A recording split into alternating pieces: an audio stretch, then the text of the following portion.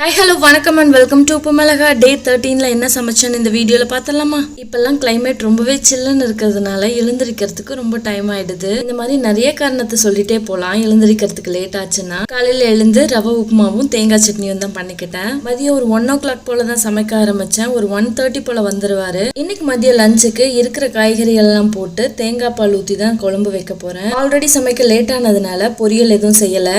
இருக்கவே இருக்கு முட்டையை வச்சு ஆம்லேட் போட்டாச்சு. பொரியலும் ரெடி ஆயிடுச்சு. நான் எப்பவுமே இப்படிதான் பண்ணுவேன். பொரியல் பண்றதுக்கு லேட் ஆனாலும் சரி, இல்ல பொரியல் செஞ்சுட்டு தீந்து போச்சுனாலும் சரி, முட்டை ஆம்லேட் போட்டுக்குவேன். ஈஸியாவும் ப்ரிப்பேர் பண்ணிடலாம், டேஸ்டாவும் இருக்கும். மதியம் லஞ்சுக்கு முட்டை, நிறைய காய்கறி போட்ட குழம்பு, சாப்பாடு. நைட்டுக்கு எப்பவும் போல மாவு இருந்ததுனால இட்லி தான் ஊத்தியாச்சு. இட்லிக்கு பெஸ்ட் காம்பினேஷனாகவும் இருக்கணும், சீக்கிரமாவும் செஞ்சிடணும்னா நான் தேங்காய் சட்னி தான் ப்ரிப்பேர் பண்ணுவேன். ஆனா இன்னைக்கு மதியம் வச்ச குழம்பு இருந்ததுனால அதையே வச்சு சாப்பிட்டாச்சு. இந்த மெனு பிடிச்சிருந்துச்சுன்னா நம்ம சேனலை சப்ஸ்கிரைப் பண்ணுங்க. டே 14ல என்ன சமைக்கிறேன் நாளைக்கு